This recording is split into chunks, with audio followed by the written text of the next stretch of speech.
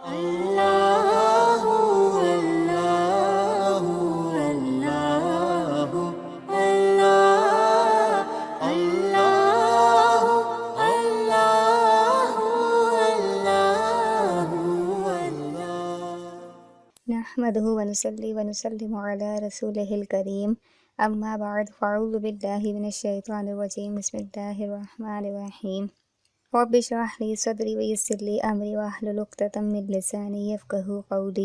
الحمدللہ عز وجل نکاح کے ٹاپک میں ہم نے نکاح کی فضیلت اور اہمیت، نکاح کے احکام اور ارکان کو جانا تھا۔ اس ویڈیو میں ہم نکاح کی شرائط اور دیگر جو اہم مسائل ہیں ان کو جانیں گے۔ تو نکاح کی شرائط میں سب سے پہلے ہے عاقل ہونا۔ نکاح کے لیے عقل کا ہونا ضروری ہے۔ مجنون یا ناسمجھ بچے نے نکاح کیا تو نکاح نہ ہوگا۔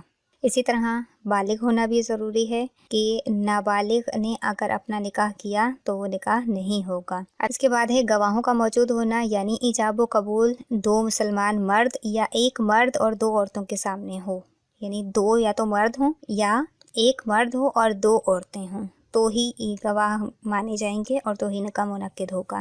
اور گواہ عاقل اور بالغ ہونا بھی لازمی ہے، اور ایک ساتھ نکاح کے الفاظ سنیں۔ ایسا نہ ہو کہ ایک نے پہلے ایجاب و قبول سنا، وہ چلا گیا، پھر دوسرا آیا، پھر اس نے ایجاب و قبول سنا، تو اس طرح نہیں ہوگا۔ ایک ساتھ ہی دونوں کو الفاظ سننے ہوں گے۔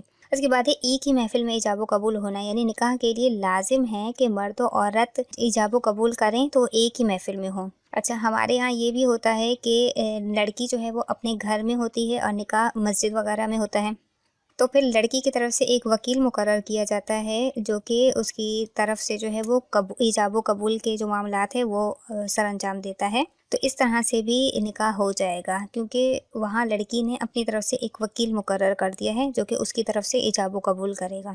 اس کے بعد ہے نکاح حق مہر۔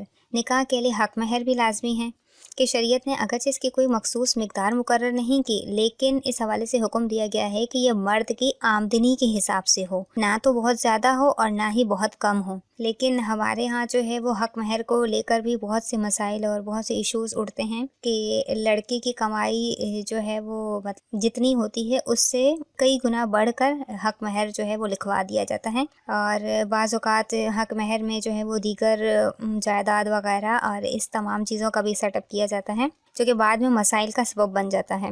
اسلام نے جو مقرر کی ہیں جو چیزیں، تو بہتر ہے کہ ہم اسی کو فالو کرتے ہوئے نکاح کو آسان سے آسان بنائیں۔ اس کے بعد ہے علل اعلان نکاح ہونا، یعنی کہ لوگوں کو معلوم ہونا چاہیے نکاح سے متعلق، کیونکہ اسلام میں خفیہ نکاح کا کوئی تصور نہیں ہے۔ چلیں، یہاں تک تو تھی شرائط کی بات۔ اسی طرح نکاح میں کفو کا ہونا بھی ضروری ہے۔ کفو سے مراد ہے مساوی یا برابر ہونا، یعنی عورت مرد جن کا نکاح باہم مقصود ہے وہ معاشرتی اور سوسائٹی کے لحاظ سے ہم مرتبہ اور ہم درجہ ہوں، تاکہ میاں بیوی میں باہم خوشگوار تعلقات رہیں۔ اور اس کے علاوہ اس لیے بھی ضروری ہے کہ مرد عورت سے نسب وغیرہ میں اتنا کم نہ ہو کہ اس سے عورت کے گھر والوں کے لیے رسوائی کا سبب بنے، یعنی مرد نسب وغیرہ میں عورت سے کم درجے کا نہ ہو، کیونکہ اس سے عورت کے گھر والوں کو رسوائی کا سامنا کرنا پڑے گا۔ اور حسب نسب میں ہم پلہ صرف مرد کی جانب سے دیکھا جائے گا، عورت اگرچہ کم درجے کی ہو تو اس کا اعتبار نہیں، یعنی مرد کا حسب نسب دیکھنا ضروری ہے کہ وہ عورت سے کم درجے کا نہ ہو بلکہ زیادہ ہو۔ ہاں، مرد جو ہے وہ حسب میں عالی درجے کا ہو، عورت کم درجے کی ہو تو پھر کوئی مذائقہ نہیں۔ لیکن اگرچہ عورت کے جو گھر والے ہیں وہ اپنی مرضی اور اپنی خوشی سے کم حسب نسب والے مرد کے ساتھ اپنی بیٹی کا یا بہن وغیرہ کا نکاح کر دیں تو تب بھی یہ درست ہے۔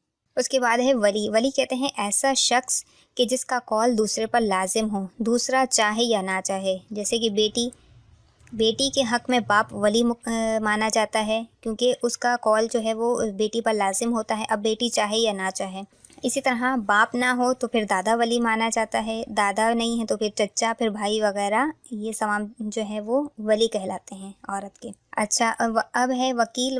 وکیل کہتے ہیں کسی کا معاملہ اس کی نمائندے کی حیثیت سے انجام دینا یا پیش کرنا۔ جیسے نکاح میں دلہا دلہن کا وکیل وہ شخص ہوتا ہے کہ جس کو دلہے یا دلہن نے اپنا نکاح کرانے کی اجازت دی ہو۔ ایک وقت میں ایک ہی شخص ولی اور وکیل دونوں بن سکتے ہیں۔ جیسے باپ لڑکی کا ولی ہے، لیکن لڑکی والد کو اپنا وکیل مقرر کر دے تو پھر والد جو ہے وہ ولی بھی کہلائے گا اور وکیل بھی بن جائے گا اور اس کی طرف سے نکاح کروا لے گا۔ لیکن بعض اوقات یہ بھی ممکن ہے کہ لڑکی کے ولی کی موجودگی میں کسی اور کو وکیل بنا دیا جائے نکاح کے سلسلے میں، مثلاً والد کی موجودگی میں چچا یا بھائی کو نکاح کا وکیل بنا دیا جائے تو اس کی بھی اجازت ہے، ٹھیک ہے۔ ضروری نہیں ہے کہ ولی اور وکیل ایک ہی شخص ہو، بلکہ علیحدہ علیحدہ بھی ہو سکتے ہیں۔ اس طرح اگلا مسئلہ ہے کہ نکاح کے لیے لڑکی سے مرضی پوچھی جائے گی یا نہیں۔ اب لڑکی یا تو کنواری ہوگی یا بیوہ یا طلاق یافتہ ہوگی۔ تو اس ضمن میں حدیث مبارکہ ہے کہ حضرت عبداللہ بن عباس رضی اللہ تعالی عنہما سے مروی ہے کہ حضور نبی کریم صلی اللہ علیہ وسلم نے فرمایا، بیوہ اپنے ولی سے زیادہ اپنے نفس کی حقدار ہے اور کنواری لڑکی سے اس کے نفس کے بارے میں اجازت لی جائے گی اور اس کی خاموشی بھی اس کی اجازت ہے۔ یہ حدیث مبارکہ واضح کرتی ہے کہ بیوہ یا طلاق یافتہ کو نکاح کے معاملے میں اختیار ہے کہ وہ ولی کی رضامندی کی پابند نہیں ہے، اور کنواری لڑکی چونکہ شرمیلی ہوتی ہے تو کنواری لڑکی کی خاموشی کو ہی اس کی اجازت مانا جائے گا۔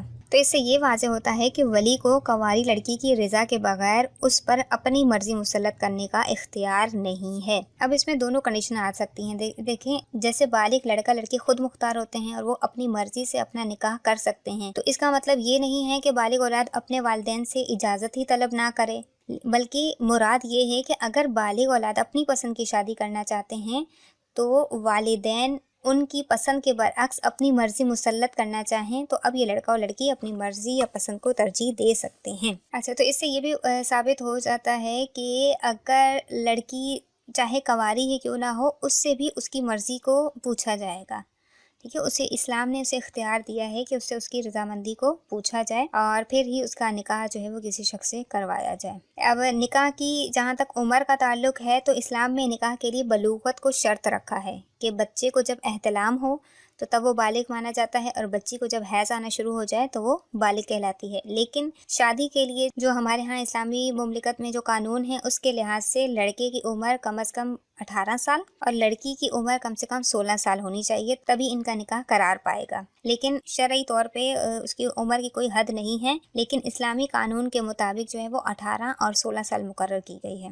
شادی میں تاخیر کے نقصانات کو دیکھا جائے تو جن نوجوانوں کی شادیاں لیٹ ہوتی ہیں تو ان کی تولیدی صلاحیت میں کمی فطری بات ہے، ٹھیک ہے۔ ان میں جو ہے وہ افزائش نسل کی جو صلاحیت ہے اس میں کمی کو دیکھا گیا ہے۔ اس کے ساتھ ساتھ لیٹ شادی والے والدین کے بچے ابھی چھوٹے ہی ہوتے ہیں کہ وہ بڑھاپے کی دہلیز پر قدم رکھ چکے ہوتے ہیں، اور اکثر بچوں کی تعلیم مکمل ہونے سے قبل ہی جو ہے والدین وفات بھی پا جاتے ہیں یا کسی مرض میں بھی مبتلا ہو جاتے ہیں، اور وہ اپنی اولاد کی خوشیوں میں شامل ہونے یا دیکھنے سے قبل فوت ہو جاتے ہیں۔ تو ہمیں اس روش کو بدلنے کی ضرورت ہے۔ والدین اپنے بچوں کی شادیوں میں تاخیر نہ کریں، اس طرح ان کے بچے نفسیاتی، معاشرتی اور سماجی مسائل سے محفوظ ہو جائیں گے۔ یقیناً اس کا اثر معاشرے پر بھی پڑے گا اور بے راہ روی اور جنسی جرائم میں بھی کمی آئے گی۔ تاخیر سے شادی کے بارے میں جو ہماری اسلام نے ہمیں ہدایت دی ہے اس میں بھی جو ہے وہ اسلام میں تاخیر سے شادی کو ایک اچھا امر قرار نہیں دیا، بلکہ بلوغت کے بعد کی شادی کو ترجیح دی ہے، بشرط یہ کہ لڑکا اپنی بیوی کا نان و نفقہ دینے پر خود قادر ہو، یا کوئی والد وغیرہ یعنی کہ اس کا کوئی ولی وغیرہ اس لڑکے کا یا اس کی بیوی کا خرچہ اٹھانے کے لیے تیار ہو، ٹھیک ہے۔ دو کنڈیشن ہے۔ اگر لڑکا خود اپنی بیوی کا خرچہ اٹھا سکتا ہے تو جلد از جلد اس کا رشتہ کر دینا چاہیے، لیکن اگر لڑکا خود قادر نہیں ہے لیکن اس کا والدین اس کے ہیں جو اس کا خرچہ اٹھا سکتے ہیں، اس کا اور اس کی بیوی کا، تو تب بھی جو ہے وہ ان کا نکاح کر دینا چاہیے۔ لیکن دوسری پھر بات یہ ہے کہ اگر اندازہ ہو کہ بیٹا شادی کرنا چاہتا ہے ورنہ گناہ میں مبتلا ہونے کا اندیشہ ہے، اور پھر بھی والدین اس کی بلا عذر اس کی شادی نہیں کروا رہے یا تاخیر کروا رہے ہیں، تو گناہ میں مبتلا ہونے کی صورت میں والدین پر بھی اس کا وبال آئے گا۔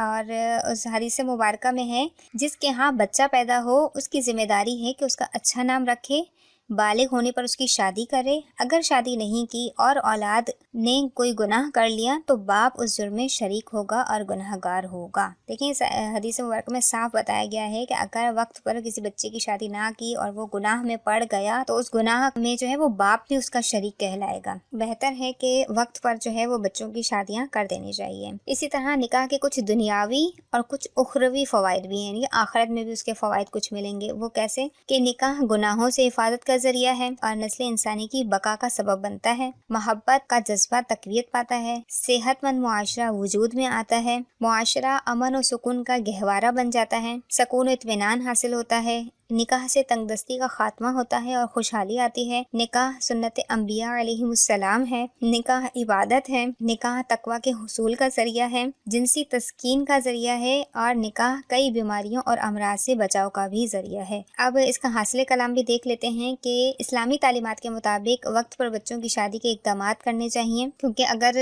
وقت سے پہلے نکاح کر دیا تو بھی ان کے جسمانی اور نفسیاتی مسائل کا انہیں سامنا کرنا پڑتا ہے، وقت نکل جانے کے بعد یعنی تاخیر سے اگر ہم نکاح کرتے ہیں تو بھی جو ہے وہ بہت سے مسائل کا سامنا کرنا پڑتا ہے۔ تو اسلام کو فالو کرتے ہوئے جو ضابطۂ حیات ہے، جو کنڈیشنز پائی جائیں تو اس کے مطابق جلد از جلد ہمیں جو ہے وہ اس کے اقدامات کرنے چاہیے۔ پھر ہے کہ والدین کو اولاد کی فطرت اور نفسیات کے مطابق ان کی رائے کو بھی فوقیت دینی چاہیے۔ مطلب یہ نہیں ہے کہ والدین صرف اپنی ہی منمانی کریں یا اپنی ہی انا میں آ کر جو ہے بچوں کی زندگی کا فیصلہ کریں، بلکہ بچوں کی فطرت اور نفسیات کو بھی فالو کرنا چاہیے کہ آیا کہ ان کا جوڑ بنے گا بھی یا نہیں، یا بعد میں مسائل تو نہیں ہوں گے۔ پھر اولاد کو بھی والدین کے فیصلے کا احترام کرنا چاہیے۔ اکثر بچے جو ہیں وہ بالغ ہونے کے بعد وہ یہ سمجھتے ہیں کہ تو ہم خود کر سکتے ہیں نکاح، ہماری مرضی چلے گی، لیکن چونکہ ان کو تجربہ نہیں ہوتا دنیا کا اور لوگوں کے بارے میں، تو انہیں بھی چاہیے کہ اپنے والدین کے فیصلے کا احترام کریں۔ پھر ہے بیجا اور غیر ضروری پابندیوں کو ختم کرنا چاہیے، یعنی کہ نکاح میں جو ہم نے بیجا اور غیر ضروری پابندیاں، شرائط اور خواہشات کو ہم نے شامل کرنا شروع کر دیا ہے اور عرصہ دراز سے ہم اس کو شامل کرتے آ رہے ہیں، تو کوشش کیجیے کہ جو غیر ضروری معاملات ہیں ان کو نکاح سے دور ہی رکھا جائے۔ اللہ عز و جل سے دعا ہے کہ جو کچھ ہم نے اس میں جانا یا سیکھا اس پر ہمیں عمل کرنے، دوسروں تک پہنچانے کی توفیق عطا فرمائے۔ آمین بجاہ النبی الامین۔